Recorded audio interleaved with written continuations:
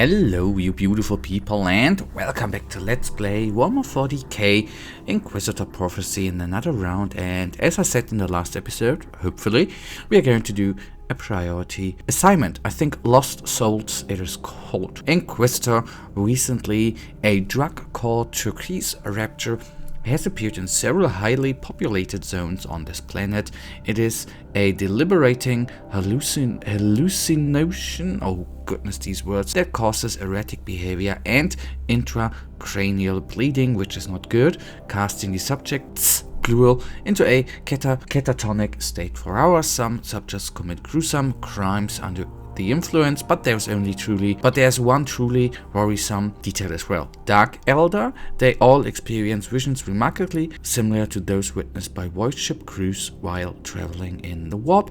The Caligari Conclave demands an investigation, locate the source of the tainted substance and destroy the distribution network. We have already hundreds of pre-termination confessions from the subjects, but the Arbiter's reports contain scant detail. Investigate fieldwork is unavoidable. Attempt to lure out the distributor by forming a fake rival organization like that. Try to arrange for a large-scale purchase of the truck. Use traditional investigation methods to gather information. That we will do. Let's see what we have to do. Sometimes the tried and true traditional methods are rewarded by the Emperor. It only took a handful of scholars cycles to gather ample intel on the gang that distributes the drug. Case breakthrough. The main drug cache was located in a subterranean warehouse. Warehouse is something different. Rebellious forces are also present as guards at the place. Then it's a purge against an urban gang. The guiding light of the God Emperor has shone upon us. By taking out the main drug cache, we should effectively shut down distribution. This is also probably the best place to secure fresh evidence for the investigation. Orders: terminate the abhuman vermin and seize the drug cache.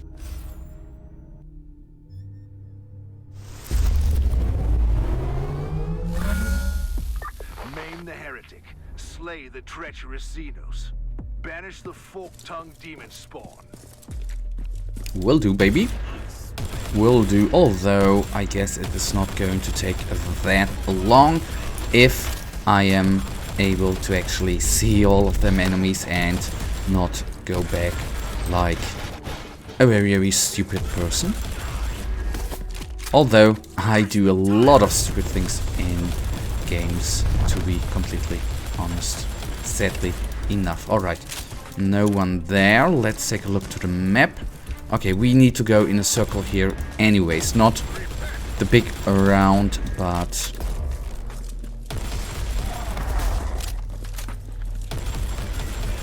okay, it is now still, in case you wonder, kinda easy. The difficulty raises as we progress through the wonderful priority assignment. So obviously I was a little bit wrong. Yes, I've played this assignment before, but it is kinda long ago, and normally, at least that is what I thought, the drug related priority assignments, at least that is what I want to say, which I remembered were always, you know, which always were produced by Drukhari, or Dark Elder, as I like to call them. So that is why I was off there. But well, lesson learned. Why ever these dudes did not attack us before, I guess the problem, so to say, was that there was a container in the way.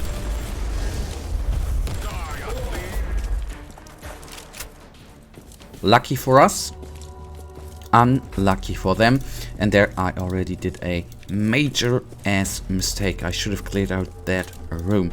Shame on me, shame on me. Which tyrant, guys? You, I want to say you are working for a tyrant, but I guess not, since they are not traitor marines. The other day I read the Chaos Codex, or not directly read, but actually turned a few pages there, and what I just realized there, I never knew that before, or I've never seen that actually Abaddon, the spoiler, you know, for at least what I always thought in the background, that Horus was so, can you say that with Chaos, but I would have said they were very, very close, right? I was a little bit surprised that Abaddon, the spoiler, said that Horus was very, very weak, since he had the whole galaxy at his grasp and did not take it. I mean, it is a absolute, it is a quote where you would say, yep, that is totally chaosy, but I was a little bit surprised by that, to be completely honest. Alrighty then, let me open up this chest, and we see us as soon as I arrived right there. And here we are. In case you wonder, yes, I used the teleporter skill.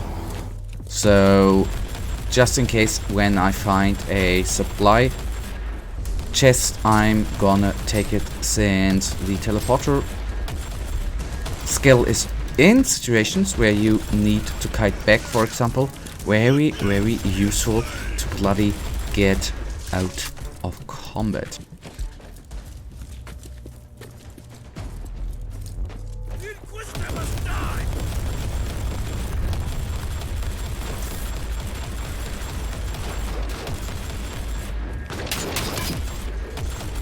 Oh, come on, buddy. You did want to die, right? So I wonder what we are in the end going to fight. Are we going to fight a Leman Russ? Are we going to fight a Sentinel? Or what do we fight? Very, very curious I am. And okay, sadly enough, we need to double check. So I go here to the big room and then clear out that one. It feels for me a little bit neater. Fun fact, we have a supply shop right here, brings us up to 3 out of 4 again, which is very, very much appreciated. And what he said there, I spit on your emperor. Well, he can basically do that, right? I guess he wouldn't even care in his state. This is always one thing I do wonder, since we, you know, since the last edition, for me, Games Workshop did something very, very new. I'm only talking about the 40k universe, obviously. I do know some things about the fantasy universe, but I was never as deeply involved in fantasy as in 40k. And I'm talking about fantasy and Age of Sigmar, so I am not precisely certain if the clock turned fast in Age of Sigmar 2 like it did in 40k. So I wonder what Games Workshop's next steps with the whole 40k universe actually is. Or if they, so to say, story-wise, go back into a state of hibernation. Which they actually spent 15 years in, sadly enough.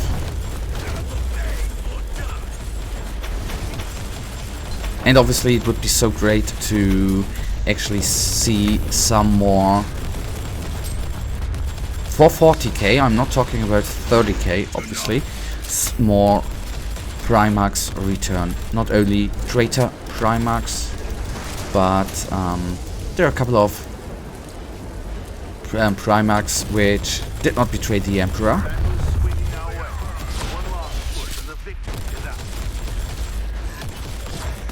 Which you could bring back, right? Leman Russ, for example, comes to mind.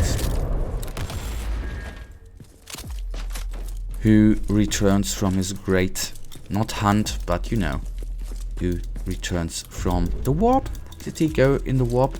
Didn't he set course for the Eye of Terror? I mean, in the end, with the current Necron Codex, Games Workshop did something I never thought they would be doing. They brought back the Silent King, right? So, maybe we see some progression there. So I was obviously very, very wrong. We don't see a sentinel, we don't see a Lehman Russ, and we, so to say, don't really have a boss fight. Well, fair enough. But only 2 enemies, 1 enemy remains. You gave them death generously.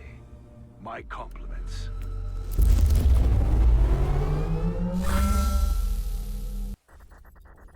By dismantling the crime gang, the distribution of the drug will stop. Although servants have dissected the binary and material evidence and come to the conclusion that the drug comes from off-world, the suppliers were identified as a band of void pirates. And that, you guys, brings us right now to the end of this episode. And you know it, I, as usual, really thank you for watching. If you guys actually do have enjoyed this episode, then please give me a little thumbs up and subscribe, and hopefully I see ya in, well, the next episode. Until then, have a nice day. Stay frosty. Bye.